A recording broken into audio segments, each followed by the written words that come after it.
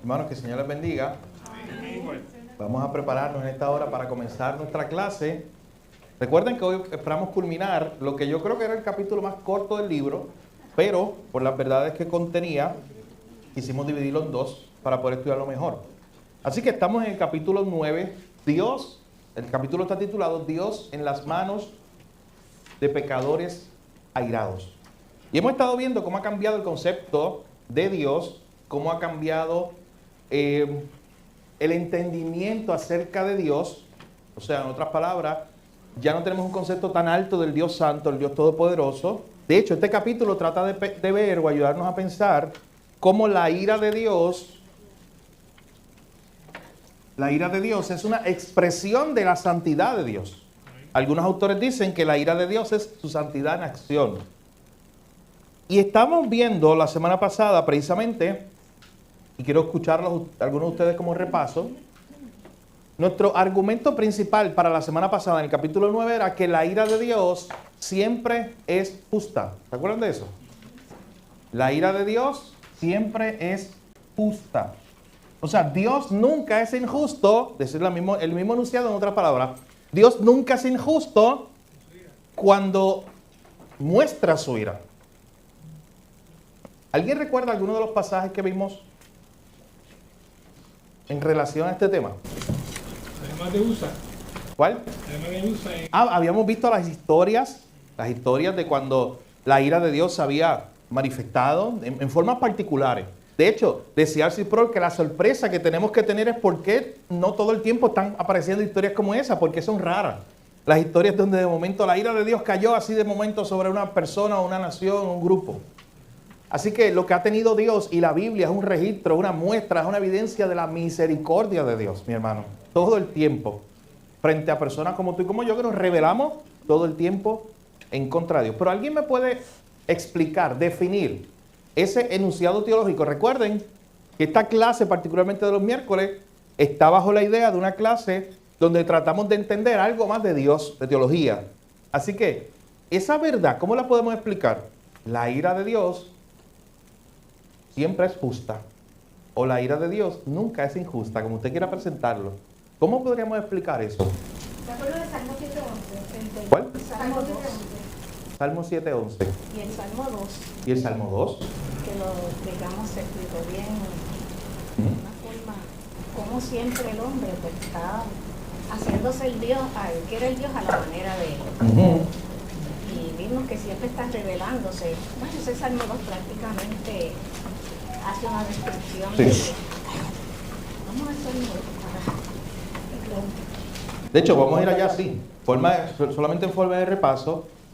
En lo que buscamos ese salmo para adentrarnos un poco más en él, el Salmo 7:11, Dios es juez justo. Y ese juez justo, o sea, ya lo declara, ya lo presenta, un juez justo, nunca falla en su justicia. Ese juez justo siempre dice, está irado contra el impío, todos los días. Pero entonces cuando vemos el Salmo 2, simplemente ya lo estudiamos, simplemente en forma de repaso.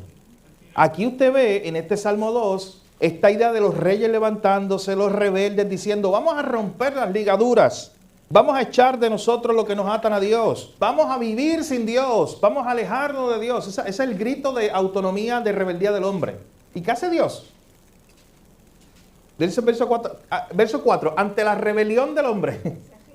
Dice, el que mora en los cielos se reirá, se burlará de ellos. Luego hablará en su furor y los turbará en su ira. Y les va a decir, hey, yo tengo a mi hijo, lo he puesto por rey, y ese se va a encargar, y las palabras son fuertes, ese se va a encargar de quebrantarlos con vara de hierro y como vasija de alfarero. Noten la imagen.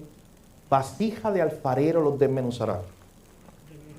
No quiero adelantarme, pero hay una imagen en el que, como la mayoría de ustedes, yo sé que está haciendo, leyendo Nahum, todos, o la mayoría, preparándonos para la serie de predicaciones que empieza en noviembre en Nahum. Nahum desde el capítulo 1, usted empieza a leerlo y usted dice, oye, pero Nahum 1 al 6, del verso 1 al 6, capítulo 1, y la ira de Jehová manifestándose, el Dios de venganza incluso dice, y que los montes se derriten frente a su presencia y todo ese. Es la misma imagen que aparece aquí. Como vasija del alfarero, el alfarero con esa vasija débil la tiene en sus manos y ¿qué hace? La rompe, la hace literalmente polvo, la desaparece. Entonces, es esta idea que aparece al final diciendo, bienaventurados son todos los que en Él confían, los que son librados de esa ira que se va a inflamar, de esa ira de Dios, de esa ira de Cristo, que se derrama contra ¿quiénes? Contra hombres buenos que estaban haciendo el bien todo el tiempo. ¿Qué dice? Mira, lo dice, ellos son gente que se está rebelando contra Dios. De hecho, no quiero yo contestar la pregunta, aunque esto fue una buena manera de ustedes comenzar a hablar de los textos que habíamos mencionado. Quiero escuchar a alguno de ustedes que se anime a explicar ese enunciado teológico que dice que la ira de Dios siempre es justa. Tiene que ver con lo último que dije ahora mismo. ¿Cómo explicaríamos eso? ¿Quién se anima? Es que nadie va a estar por encima del Señor. Buen punto ahí. El que lo trama, en cierto punto, en cierto modo, es como que le dan un poquito de cabulla. Pero lo que cuando le dan el tirón, lo ponen a bailar. Jorge no explicó utilizando una ilustración. Bien, ¿qué más? Es que la ira de Dios gusta porque, ¿verdad? Está diciendo porque dice que si es injusta, ya Él no sería santo, no sería. Sí, importante. Si Dios es injusto en algo, en la manifestación de su ira, Él no es un Dios bueno, Él no es un Dios santo. Sí. Siempre hay que tener en cuenta que dentro de su ira hay misericordia. Claro. Él establece los parámetros, Dios santo. Él pone las leyes, Él pone los parámetros hasta dónde llega su ira. Y Él mismo pone sus límites. Nosotros no los conocemos. Ni los ponemos nosotros. Él tiene Así es. control absoluto. De hecho, esto es lo que decíamos en esa idea de a veces la división que se quiere hacer en mi diagrama de Pi, que todos entendieron aquí, de que la división, o sea, los atributos de Dios no pueden estar divididos así, diciendo que Él es 10% ira, 20% santidad, no. Es que ese mismo Dios de ira, y es lo que está diciendo Luis, ese mismo Dios es el mismo Dios de misericordia, escuche bien, 100% y 100% y 100%. Todo en todo, sí, lo puedo explicar así. Ese mismo Dios de ira es el mismo Dios de amor. No cambia nada. Lo que nosotros tenemos que ver es que su ira para nosotros siempre es un absoluto.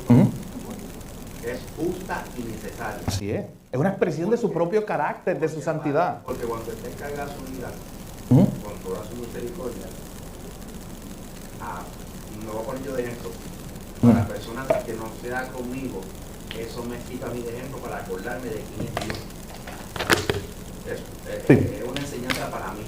O sea, mira a ti, mira la ira de Dios, que te sirva de ejemplo. Bueno, aquí mismo en la tierra, De ejemplo, que me sirva de ejemplo yo, para mí. Pero teniendo en cuenta lo que acabas de mencionar, que es 100% todo, no es como el diagrama del pastel. Exacto. Por aquí, por así, no. Es un conglomerado. así es.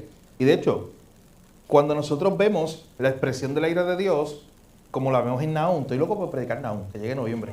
Cuando vemos la expresión de la ira de Dios manifestado, ahí aparece el propio verso. De hecho, yo le animo a que usted se aprenda de memoria ese verso, ya comience a estudiar el libro. Jehová dice algo de Dios. ¿Es qué? Bueno es Dios, fortaleza Es de- bueno. En el mismo, ahí mismo, te está diciendo el Dios de las venganzas, el Dios que está mostrando su ira. Él es bueno. Él es un castillo, una fortaleza, un lugar donde aquellos que confían en Él y descansan en Él pueden esconderse y refugiarse de esa ira. No podemos ver a Dios como un humano, porque la ira de Dios no es igual que la ira de nosotros. Excelente. Una Sí. vez vemos eso, hacemos esa diferencia, podemos entenderlo. Porque nuestra ira siempre es imperfecta, la nuestra. Y no cae sobre gente buena la ira de Dios. pero Importantísimo. ¿somos buenos nosotros? Ujú. Ahí está el- Así es. Esa es la pregunta que la misma Biblia nos ayuda a contestar. Salmo 14, Romanos 1 al 3. No hay bueno que ni uno. Así que siempre que se manifiesta la ira de Dios, siempre es justa, porque se está manifestando contra personas que se han revelado en contra de su santidad, en contra de Él. Lo que Él tiene y lo que debe sorprendernos todo el tiempo es su misericordia. Ese Dios que no tiene por qué tener misericordia, y Él tiene misericordia. Y en vez de manifestar su ira, manifiesta su misericordia, y ahora nosotros estamos escondidos. ¿Sabes en quién? Esa imagen siempre me gusta. Escondidos en Cristo, escondidos en Él. Estamos refugiados, y el mismo Cristo dijo, estamos en la mano de nuestro Padre. Estamos ahí, estamos escondidos, estamos protegidos. de la ira de Dios. Así es. Cuando llega la ira de Dios, quizás es en nosotros, pero a veces no entendemos, pero cuando llega esa misericordia de Dios que viene junta, ¿verdad? Cuando pasamos ese tramo de ira y pasamos las situaciones que tengamos que pasar, podemos entender, oh Dios, ahora puedo entender que tú eres amor, me está dando paz, me está dando entendimiento de las cosas que pasan. Y tenemos que ir prácticamente a pedir perdón, porque no entendemos cuando la ira de Dios Se manifiesta, sí, muchas veces empezamos a tener conceptos errados de Dios, que es lo que decíamos la semana pasada, y acusamos a Dios y ese tipo de cosas. De hecho, en la historia de la iglesia hay muchos ejemplos de personajes que se levantaron a decir, ¿sabes qué? El Dios del Antiguo Testamento tenía que ser un Dios malo. El Dios del Nuevo Testamento es un Dios bueno. Y hacían esa división. Había un personaje que se llamaba Marción que hizo eso y lo declararon como un hereje en la historia de la iglesia. Porque lo era. Él quería dividir esa idea de que el Dios del Antiguo Testamento no era el mismo del Nuevo y ese tipo de cosas. Pastor, hay una iglesia que se llama neotestamentaria, ¿verdad? Que es Sí. el Nuevo Testamento. Sí. Esas herejías se reciclan. Eso te hace pensar en cuando David hizo el censo. Ajá. Pues es esto mismo, que él prefirió que fuera el Señor el que le enviara. Sí. Ese es un buen ejemplo. Porque dentro del juicio de Dios, lo decía ahorita Luis, siempre, tú sabes que ese mismo Dios de juicio es el Dios de misericordia. Entonces, ¿en qué manos tú quieres estar al final? En las manos de un gobernante que haga un juicio, un gobernante humano, que en su ira y en su juicio sabemos que va a ser imperfecto. Versus estar en las manos de un Dios de ira, de juicio, pero que es perfecta esa ira, que es perfecto ese juicio y que es perfecta su santidad. Así que, al final de cuentas, esta idea es muy importante, vuelvo y repito, siempre que se manifiesta la ira de Dios, se manifiesta justamente, siempre. Bien, en su libro hay una sección, y ya es nueva de hoy, donde, me fue esto aquí, donde el autor comienza a presentar esta idea, y vamos a hacer el mismo ejercicio que hemos estado haciendo la pasada semana. Yo estoy en la página 111. Son 3 puntos que él presenta. El primero dice, la ira de Dios es divina. 191. 190. Wow, yo estoy atrasado 90 páginas. ¿Tú sabes qué es? No, ¿cuántas? 80. Qué rápido piensa, Jorge. Es verdad. Así que miren lo que dice aquí. La ira de Dios es divina. Y comienza, recuerden que R.C. Sproul estaba analizando un sermón de Jonathan Edwards, que hablaba de pecadores en las manos de un Dios airado. Un sermón que hablaba de la ira de Dios, que nada nos libraba de la ira de Dios, excepto ¿quién? Cristo. Un sermón que enfatizaba eso, que es muy fuerte de hecho, pero un sermón que usted dice, no, nosotros no predicaríamos sermones así. Hoy pues la gente se va, la gente huye. Y fue un sermón que Dios usó ¿para qué? ¿Qué decíamos? Para los grandes avivamientos. Dios así lo quiso hacer cuando se estaba hablando de su santidad, de su ira, de su juicio y de la esperanza que había en Cristo. Porque recuerden, no era solamente decir, no, este es un Dios de juicio, de ira, ya. No, es el Dios completo. El Dios que de amor, que envió a su Hijo Jesucristo. Y si tú vienes a través de Él, vas a estar escondido en Él. El arca de Noé, lo he explicado aquí antes, una buena ilustración de esto. La ira de Dios, el juicio de Dios se iba a manifestar sobre el mundo. Solamente se salvaron los que estaban dentro. Tú estabas afuera, la ira de Dios cayó sobre ti. El que está dentro es guardado de la ira de Dios. El Passover, la Pascua, Éxodo, ¿se acuerdan? Lo mismo. La ira de Dios iba a caer sobre los que estaban, o los que no estaban cubiertos con la sangre. El que estaba cubierto, el que estaba protegido, la ira de Dios no entraba ahí. Así que es la misma idea, la ven toda la Biblia. Siempre hay algo que te protege de la ira de Dios. Y sabemos, en la revelación del Señor en la Biblia, que es Cristo. Aquel que donde estamos escondidos, en Cristo estamos escondidos. Y la ira de Dios, noten algo, esto es interesante. Piénsalo de esta manera, como una imagen, imagínense Cristo protegiéndote, protegiéndome a mí, pero no para que la ira de Dios como que pase por encima. No, tratan de entender la imagen conmigo. Como que la ira de Dios simplemente pase por encima. No, lo que pasa, según el Evangelio, es que la ira de Dios cae ¿dónde? Cae sobre Él. No es que Él te protege para que la ira de Dios caiga a otro lado. Te vaya en el aire. No, porque este Dios justo derrama su ira sobre el pecado, había que hacerlo. Pero hay que pagar ese precio, la paga del pecado es muerte, pero el que muere, el que cobra, el que recibe la ira de Dios es Él. Entonces, tú estás escondido ahí, pero Él ha recibido la ira de Dios. Ese es el mensaje del Evangelio. El castigo de nuestra paz fue sobre él. Hay tantos versos, usted puede pensar y conectar esta idea. Él fue castigado, molido, ¿por qué? Por nuestros pecados. Y cuando, Pedro dice el justo por los injustos. y que cuando Dios nos mira a través de Jesucristo porque nos Así ha es. justificado delante de él. Bien, Pastor, no nos escucharía si no fuera por Cristo. Hablaríamos como... así es, claro, por eso es que lo hemos dicho muchas veces, por eso que nuestra oración no es en el nombre de Gil, amén, es en el nombre de Cristo, amén. Así que dice en la página 191, ustedes, ¿sí? 111 años. La ira de La ira de Dios es divina, es la ira de un Dios infinito. O sea, esta es una ira que no tiene límite, o sea, es la ira de un Dios infinito. Y Edwards, en su sermón, contrasta la ira de Dios con la ira humana, o la ira de un rey con su súbdito. La ira humana cesa, tiene punto final, es limitada, porque ¿sabes qué? Ese hombre, ese rey que estaba airado con su siervo, un día ese rey va a morir. Algún día le llegará su hora. O sea, su ira es limitada. La ira de Dios continúa sin límite. Segundo, la ira de Dios es fiera, debe ser ahí. La Biblia repetidamente compara la ira de Dios con un lagar de furia. En el infierno no hay moderación ni se concede misericordia. La ira de Dios no es una simple molestia o un simple ligero disgusto. Es una cólera que consume al impenitente. En esas palabras, tú y yo estamos siendo librados de eso en Cristo. En Cristo. Porque fuera de Cristo, lo que merecemos nosotros, la paga del pecado, ¿qué es? Es la muerte, y la muerte eterna, el castigo eterno. La ira de Dios no es una simple molestia como la que nos da a nosotros. La ira de Dios, luego dice, es eterna. No hay fin para la ira de Dios dirigida contra los que están en el infierno.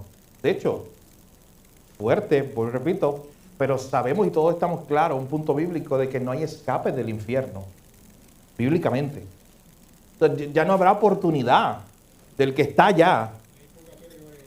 Claro, no habrá esfuerzo humano. Lázaro y Abraham. Ujú. A la parábola, sí, la historia de Cristo. Pastor, y los que están allá están justamente en el lugar correcto. Claro. De hecho, es que todos nosotros merecemos el infierno por naturaleza. Merecemos el castigo, la separación de Dios, la muerte eterna. Eso es lo que merecemos por nuestra rebelión. Lo que recibimos en Cristo es misericordia. Eso es lo que nos debe sorprender, la gracia. Porque todos íbamos de camino, todos íbamos así, todos. Míralo de esta manera, íbamos de camino.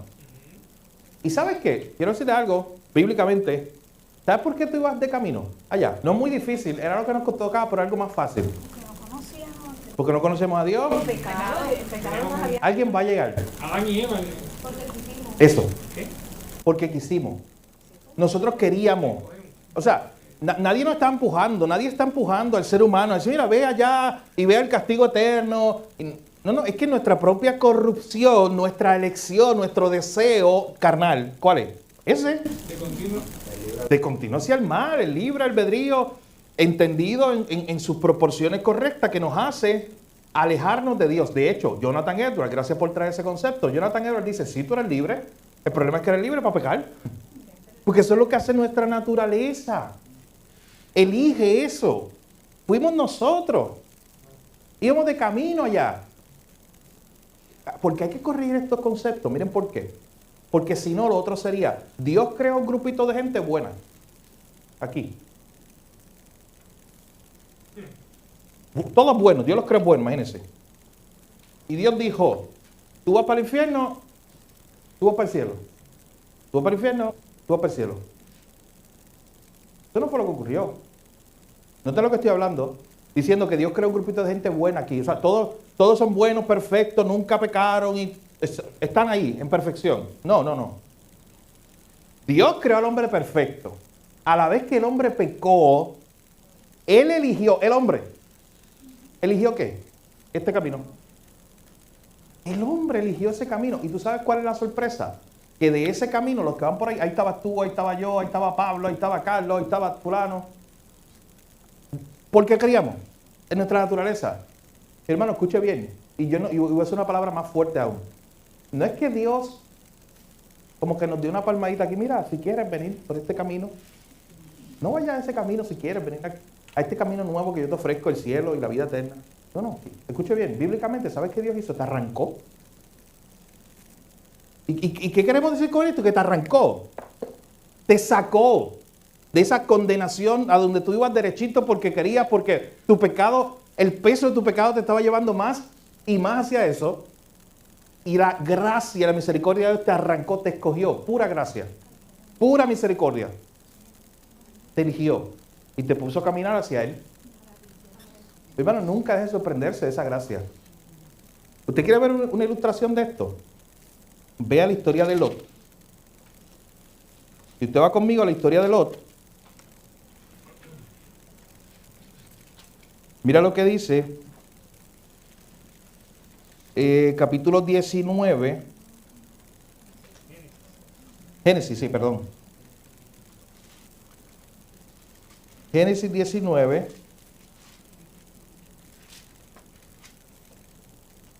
Y vamos a ver, yo quiero simplemente que usted vea conmigo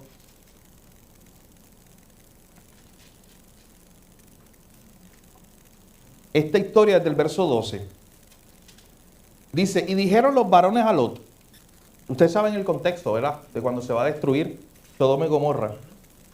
¿Tienes aquí alguno más? Yernos y tus hijos y tus hijas y todo lo que tienes en la ciudad, sácalo de este lugar. Porque vamos a destruir este lugar por cuanto el clamor contra ellos ha subido de punto delante de Jehová.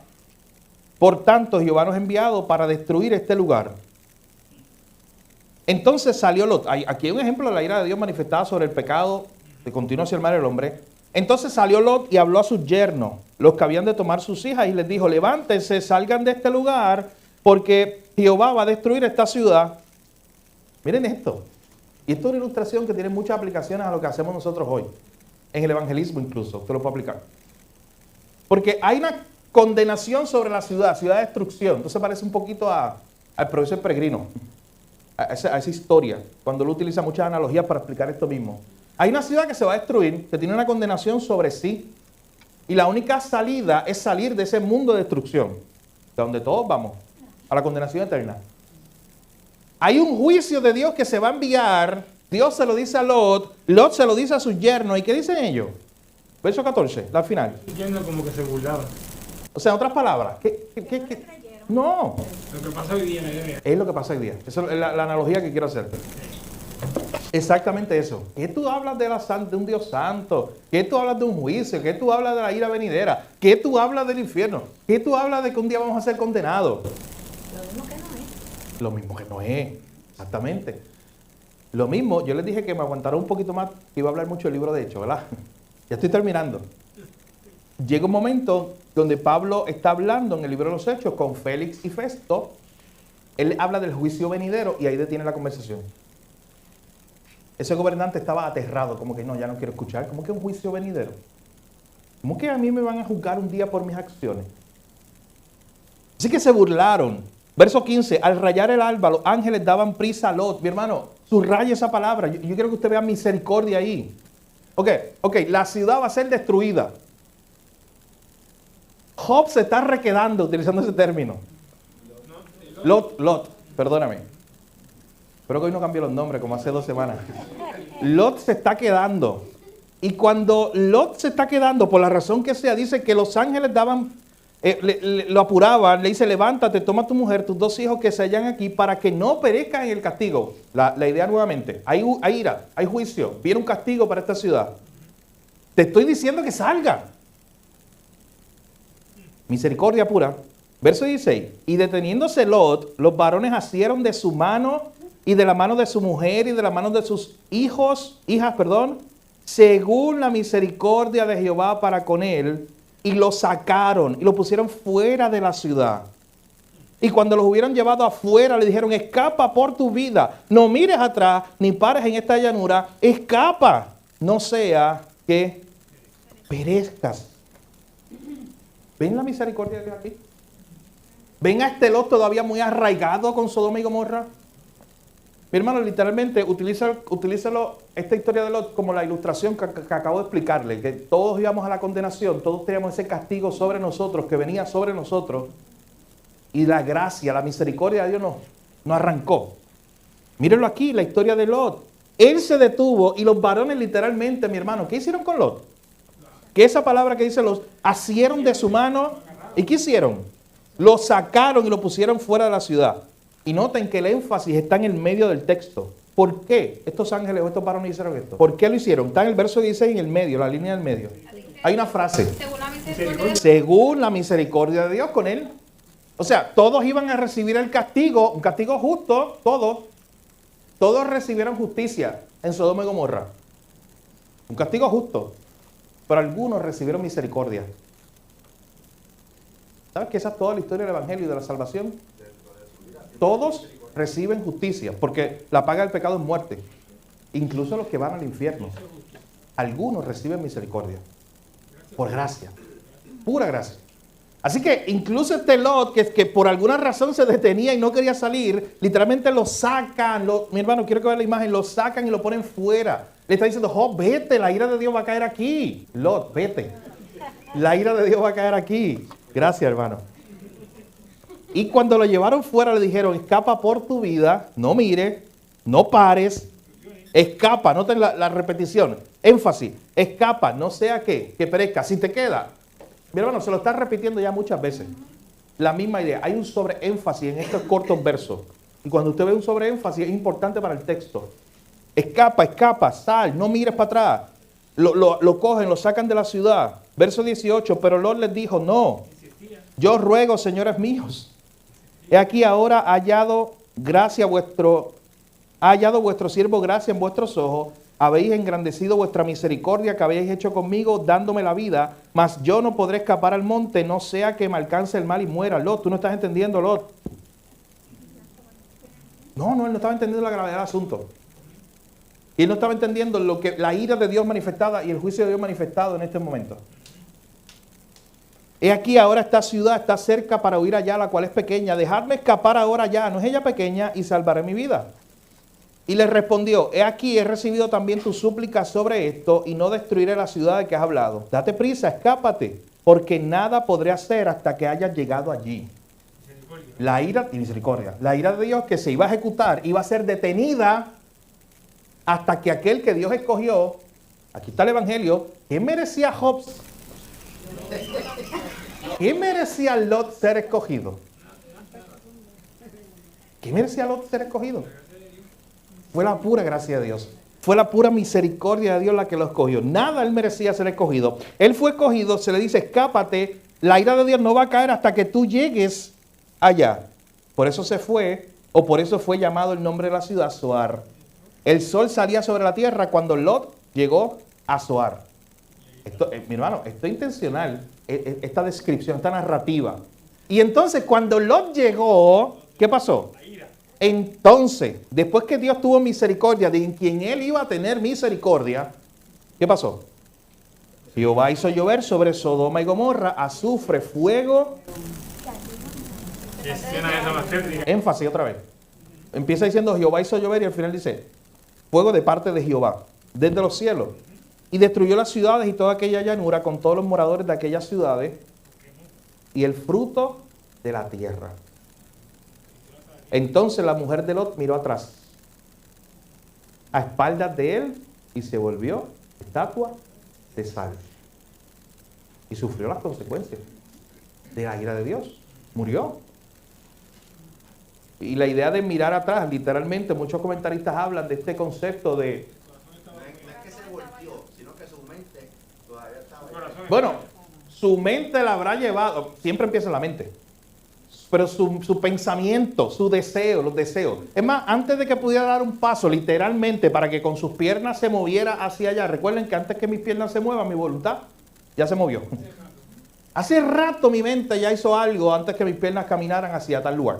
Así que sí, hace tiempo el corazón de ella estaba allá. Oye, la ira de Dios, ella sabía que iba a estar allá. ¿Y qué hizo? Escogió eso. Sí, no creyó. No creyó, exactamente. Ahí vemos también la desobediencia. Sí.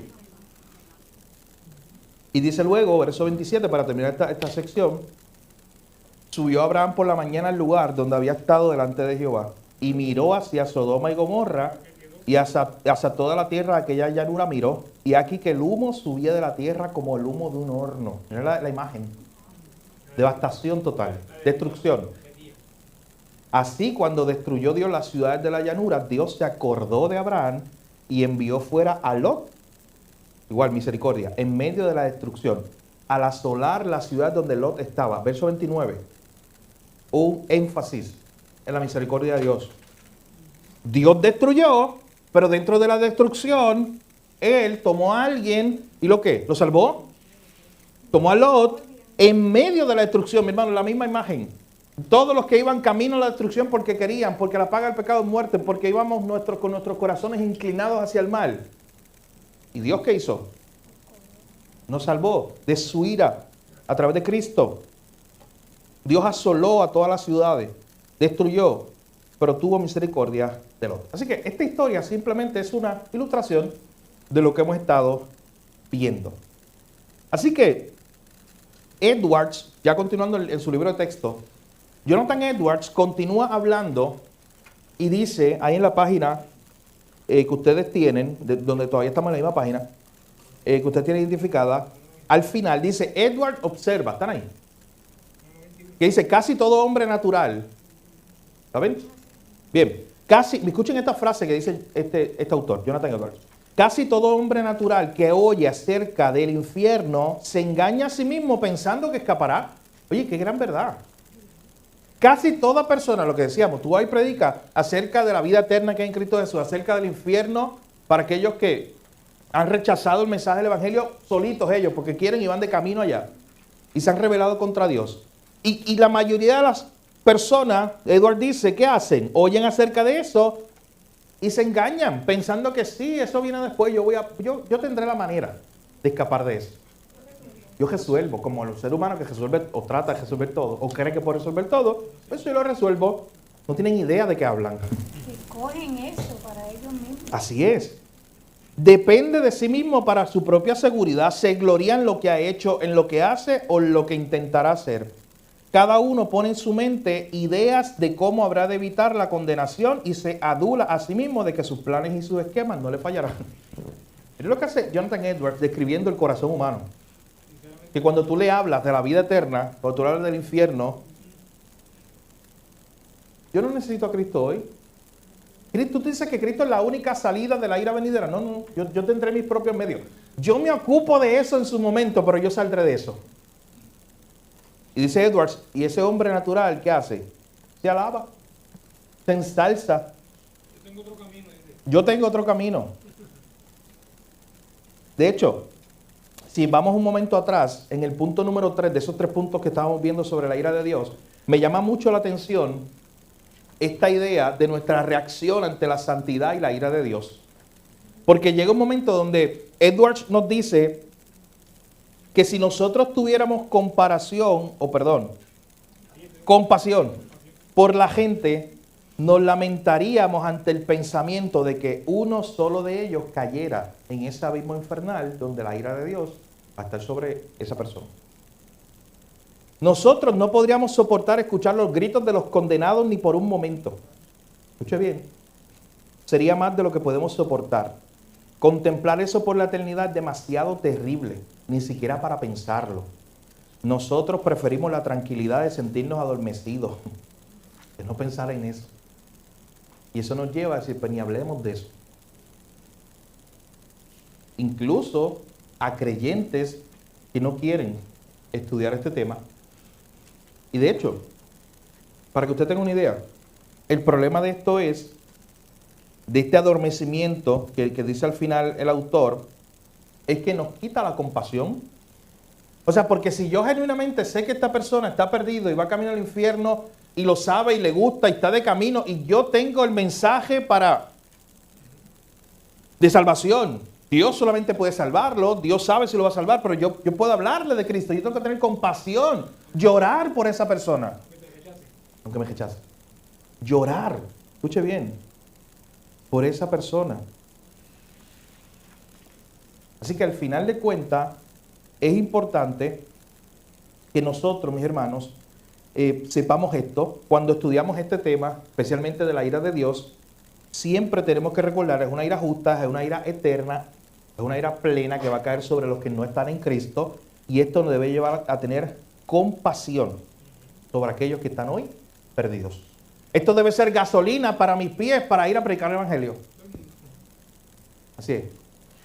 Así que ya para terminar este capítulo, llegamos a otra sección donde lo que quiere hacer Edwards es tratar de ayudarnos a pensar, que yo lo expliqué ya, que la actitud del hombre es siempre de continuo hacia el mal, que nosotros mismos hemos escogido eso, que nosotros por naturaleza no somos neutrales, no somos amadores de Dios, somos amadores de nosotros mismos por naturaleza. De hecho, la idea es que odiamos a Dios por naturaleza. Así que no es simplemente una indiferencia, nos dice aquí el autor, sino es que nosotros estamos totalmente rebelados en contra de Él. De hecho, quiero leer algo, está en la página 113, haga el cálculo de conversión. Si ya sabe que la 111 era la 191, pues, exacto, por ahí. Llega un momento donde el autor, y habla a los creyentes, y quiero traer esta idea aquí. El autor dice, aún quedan vestigios de nuestra naturaleza caída, con la cual debemos luchar. Está al final de mi página. Aún quedan vestigios de nuestra naturaleza caída, con la cual debemos luchar cada día. Aún hay una esquina del alma que no se deleita en Dios. Esa oración es bien importante. ¿La encontraron? ¿No? Es un párrafo, ¿cómo está ese párrafo? ¿Quién tiene el libro? ¿Tiene el libro? Este es el del texto, ¿verdad? Oh. Aquí cita Romanos 5. Enseña claramente. No, próxima. Más adelante. Tiene que pasar la página. Después de Romanos 5, mira. Aquí dice, revelamos nuestra hostilidad natural hacia Dios con la baja estima que tenemos por Él. Consideramos que no es digno de nuestra total devoción. No nos deleitamos en contemplarlo. Incluso para el cristiano la adoración es a menudo difícil y la oración un deber gravoso. Nuestra tendencia natural es huir lo más lejos posible de su presencia. Sí, ese es todo el párrafo que nos está adentrando a esa idea. Aquí, ya lo encontré, página 195. Página 195. Este.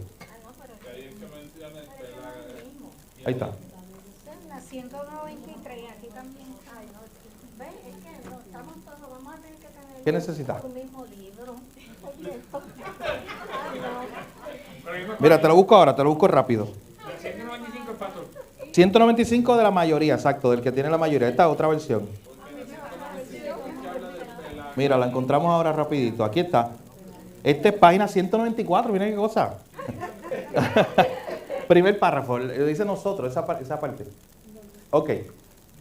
Página 113, página 195, página 194, usted busque. Usted busque según el libro que usted tenga.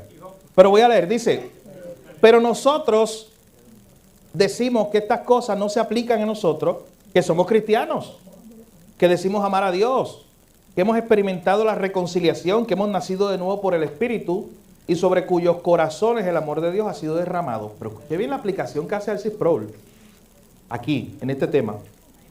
Él dice, pero debemos tener cuidado, recordando que al convertirnos, nuestra naturaleza carnal no fue aniquilada. Y mira lo que dice ahora, está la línea que quiero llegar, que si usted no la ha marcado en su libro, márquela. Aún quedan vestigios de nuestra naturaleza caída con la cual debemos luchar cada día. Y esta parte a mí me sorprendió tanto. Aún hay una esquina del alma que no se deleita en Dios. Mi hermano, ¿sabes de quién está hablando ahora? No piense que está hablando de aquel que va de camino al infierno, el pecador, el impío. Como ayer yo tuve una clase, una estudiante me preguntó, ¿y qué es impío y inicuo? Y todos esos términos que aparecen en la Biblia para referirse a los malvados. Pero miren esta idea. No, está hablando ahora de quién. De nosotros. Dice, oye, aún queda una esquina. Me encantó esa frase. Aún queda una esquina del alma que no se deleita en Dios. Aún queda un vestigio. Porque el impío que va de camino hacia el mal, sabemos que él no se deleita en Dios para nada. Nuestro corazón ahora ha sido cambiado, pero todavía luchamos con el pecado que nos lleva, Pablo, la lucha de Pablo, que nos lleva a no deleitarnos en Dios. Y hay una pregunta de aplicación muy importante aquí. ¿Qué áreas de nuestra vida o en qué áreas de nuestra vida hoy no nos estamos encontrando o no estamos encontrando deleite en Dios? Una pregunta de aplicación. ¿Qué áreas de nuestra vida hoy no estamos encontrando deleite en Dios? Porque todavía está esa tendencia. Y eso provoca una adoración insípida. Se manifiesta aún en nuestra teología, dice R.C. Sproul. Y por eso él termina, estos últimos 10 minutos que me quedan de clase, por eso él termina hablando acerca de tres manifestaciones que hablan sobre ideas que algunas personas a través de la historia de la iglesia han presentado relacionadas con este tema, con el tema de la santidad de Dios y la perversión del hombre. La pregunta general que se quiere hacer aquí, miren cómo yo se la puedo explicar, bien fácil, eso está en la última parte de su libro, yo usted lo leyó. Pero miren cómo lo podemos explicar, la pregunta es, ¿qué capacidad, no conteste, vaya pensando antes de contestar, pero qué capacidad tiene el hombre para salvarse a sí mismo?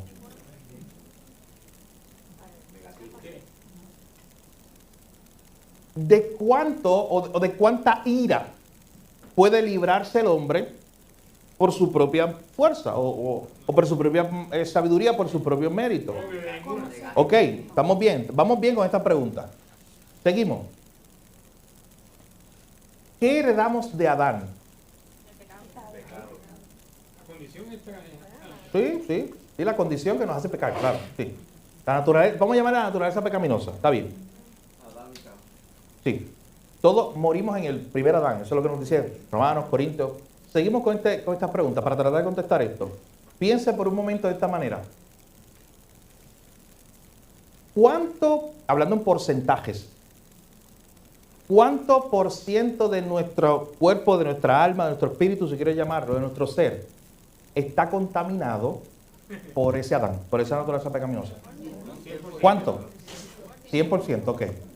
En Cristo, en Adán, 100% contaminado.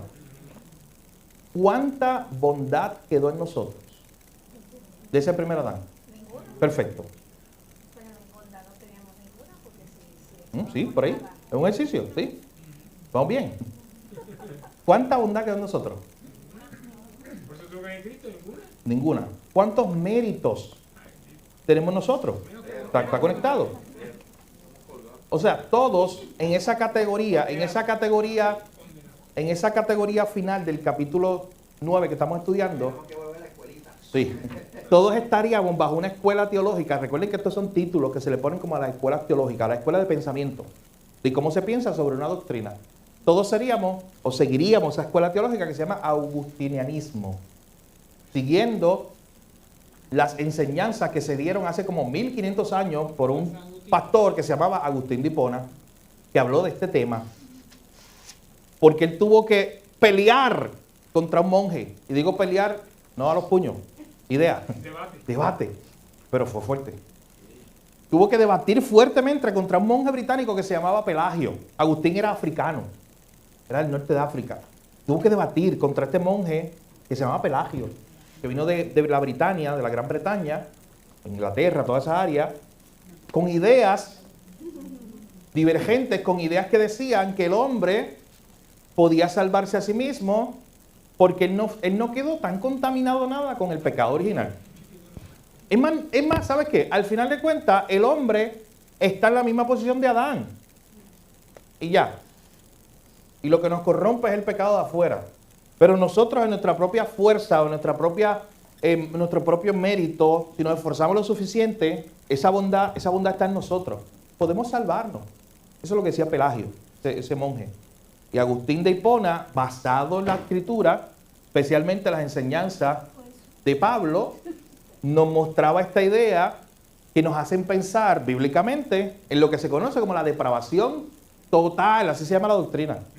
No depravación media, como también dicen algunos, semipelagianos, a eso le llaman, en el debate teológico. No, es que mira, ¿sabes qué? En Adán sí como que caímos, pero obviamente nos tiene que quedar algo ahí bueno. Todavía en el hombre hay como una pequeña chispa Eso es el semipelagianismo fue lo que yo explico ahorita cuando dije, todos íbamos de camino y como que Dios nos dio una palmadita, así, suavecito. Y nos dijo, mira, si quieres, yo respeto tu voluntad. Pero si tú quieres, tú puedes seguirme a mí y venir a la vida eterna. Si Dios hubiera hecho eso, y la naturaleza del hombre es corrupta, como dice la Biblia, ¿sabes que todos, 100% de la humanidad, le hubieran dicho a Dios? No, gracias. Nadie hubiera aceptado la invitación de Dios por su propia corrupción. Hermano, es que tenemos que entender lo que dice 2 Corintios 5:17, de modo que si alguno está en Cristo, nueva criatura es. Esa obra de salvación es una obra que hace Dios en nosotros. Esa es la parte buena, porque la parte fuerte está en Romanos 3:23. Por cuanto todos pecaron, Ajá. están destituidos de la ley. Eso es todo lo que, eso es lo que merecemos todos. Bueno, Romanos 5:8. ¿Qué dice Romanos 5:8? Mas Dios muestra favor para nosotros, el que siendo un pecador, Cristo murió por nosotros. En que estando en esa condición, en que mereciendo la ira de Dios, ¿hubo qué? Hubo misericordia. Misericordia de Cristo. Hermano, es que tenemos que entender la depravación total del hombre. El hombre está corrupto. Fue Dios el que por su misericordia nos salvó. Bueno, ¿usted quiere más versos en la Biblia? Juan, me gusta de una forma hermosa cómo lo presenta cuando él dice, nosotros amamos a Dios ¿por qué? Romanos primero. Ya. Romanos 5:1, justificado fue por la fe que no fue. Paz para con Dios, justificado por la fe en Cristo, a través de Cristo. Él nos hace, de hecho, porque aquí el debate, ¿cuántos minutos tenemos? Porque aquí hay un debate. Hay gente que empieza con el debate de que, no, pero es que no somos máquinas, obviamente. O sea, no es que somos robots. O sea, Dios cambia nuestra naturaleza. Y quiero decirle algo, bíblicamente lo que hace Dios es cambiar tus deseos. Y cuando Dios cambia tus deseos y abre tus ojos espiritualmente, te da vida. Ahora tú puedes ver y ves a Cristo. ¿Y sabes qué hace? Ahora quieres coger a Él. Pero antes hubo un qué. Tiene que haber antes un qué. Un cambio del corazón. Sin ese cambio, eso se llama regeneración. Sin ese cambio previo que ocurre en el corazón del hombre de la salvación, yo no escogería a Dios nunca. Yo no escogería este camino nunca. Ni tú tampoco, mi hermano. Nadie, ningún ser humano. Hay una obra de gracia en nosotros que nos permite ahora ver a Cristo y entender que Cristo es lo más hermoso, lo más glorioso, y que si estoy escondido en Él, es el único lugar del universo donde estoy guardado de la ira de Dios. Y tengo vida eterna. Y voy corriendo para allá. Pero porque hubo previamente un qué. Un cambio. Dios me tomó, me arrancó, me cambió mi corazón. Y claro que ahora yo deseo a Cristo. No fue que yo miré. No fue que yo ya estaba aburrido de caminar con esta gente, que íbamos toda la condenación. Y dije, ay, me aburrí de este camino. Voy a mirar a ver si hay otra cosa. Ninguno. Todo. Lea Romanos, mi hermano. Si usted tiene dudas de este tema, fácil, lea Romanos ya. Ahí se acaba el debate. Pablo lo explica desde el capítulo 1. Todos nos fuimos, todos nos desviamos. Todos nos rebelamos. Todos escogimos el mal. Ninguno bueno, ninguno escogió el bien. Ninguno escogió a Dios. Así que noten en este capítulo, ya cerrando, pues ya lo terminamos, cómo la ira de Dios es parte de la expresión de su santidad. La ira de Dios siempre es justa, nunca es injusta. Y ahorita lo decíamos, Luis lo enfatizaba. Este Dios de ira es el mismo Dios de misericordia, el mismo Dios de bondad, el mismo Dios bueno, el mismo Dios santo. Él no cambia, es el mismo. Así que lo que usted debe hacer es sorprenderse cada día más de que, ¿por qué usted en vez de recibir ira, es lo que merecía? Estamos de acuerdo todos, ¿verdad? Recibió gracia. Míralo de esta manera. Hágalo canción. J. Packer decía que tú, para conocer verdaderas doctrinas, tienes que convertir tu teología en una alabanza. Y esa forma te ayuda a entender mejor esa doctrina que quieres estudiar. Míralo de esta manera. Este himno, este poema que dice, la copa de su ira está vacía para mí. La copa de su ira, hablando de la ira de Dios, está vacía para mí. ¿Por qué? ¿Por qué la copa de la ira de Dios está vacía para mí? Y yo no recibo ni una gota. Porque Cristo la tomó, ¿cuánto por ciento de ella? Toda. Toda, mi hermano. ¿Y por qué Cristo, nos queda tiempo? ¿Por qué Cristo no dijo allí en la cruz, en esta idea de cuando él estaba recibiendo la ira de Dios, porque Cristo no dijo, ¿sabes qué? Yo voy a tomar el 50%, Mayrín, de la ira que te corresponde y tú haz el resto. Yo te animo, tú puedes. ¿Cuánta ira de Dios nosotros podríamos soportar por nosotros mismos? ¿Cuánto por ciento de esa copa? Y usted dice, no, 0.0. No haga el cálculo. Nada. ¿Quién puede estar delante de un Dios santo? Por su propio mérito. ¿Quién? Ninguno. Miren las imágenes de Nahum. Miren las imágenes de los salmos. A mí me impresionan los salmos. Dice que cuando se levanta una manifestación de Dios en su poder, en su esplendor, en su justicia, me encanta la imagen que se derriten los montes como cera. ¿Tú has visto la vela? Cuando se va derritiendo. Se derriten. Todo queda derretido delante de este Dios santo. ¿Y sabes qué? ¿A dónde te vas a esconder? Cuando estés delante de este Dios santo, Hebreos dice que delante de Dios todas las cosas están desnudas, abiertas. Hay un solo lugar, es el Evangelio, que puede estar escondido ahí. ¿Cuál es? Es Cristo. Así que el Señor nos ayuda, mi hermano, a seguir meditando en estas verdades, sorprendiéndonos con estas verdades, conociendo más de la santidad de Dios, de su ira, de su justicia, y cada día sorprendido más de que esa ira no llegó a mí por pura gracia y misericordia, y yo recibí eso, ese vaso, ese abrazo de misericordia. Todos los días estemos sorprendidos de eso, mi hermano. Vamos a orar. Padre, gracias por este tiempo, por esta enseñanza del libro donde nos recuerda tu santidad, Señor, tu justicia, tu ira, una ira que siempre es justa. Una ira que siempre es justa porque cae sobre pecadores que por elección propia se rebelaron contra ti, no tienen deseo de ti, no quieren saber nada de ti. Oh Señor, pero gracias porque un día nosotros también estábamos en esa condición. Un día éramos nosotros los rebeldes, los enemigos tuyos. Tu palabra dice que éramos enemigos. No éramos ni neutrales, éramos enemigos. Pero tú nos hiciste tus amigos, tú nos hiciste tus hijos. Ahora podemos clamar, Abba, Padre, Señor, oh, cuánta misericordia hay ahí. De que los que éramos enemigos ahora somos hijos. Eso lo hiciste tú, Señor. Tú nos arrancaste, literalmente. Vimos la historia de Lot y esa historia es una imagen patente para nosotros, Señor, para conocer lo que tú hiciste con Lot. Ibas a enviar tu juicio, ibas a enviar tu ira, pero de allí tú literalmente lo arrancaste, Señor. Y después dice el énfasis, como leímos en esta noche, que fue por la misericordia que tú habías tenido con él. Señor, así hiciste con nosotros y hoy te damos gracias una vez más y hoy te alabamos, Señor, porque la copa de la ira de Dios está vacía para nosotros, porque ya Cristo la tomó. Gracias, Señor, por una salvación tan grande. Ayúdanos a seguir conociéndote como el único Dios verdadero, santo, justo, lleno de gracia y de bondad. Gracias, Señor, por tu palabra. Ayúdanos a recordarla, meditar en ella y poder enseñarla a otros. En tu nombre de Jesús oramos y te lo pedimos todo. Amén.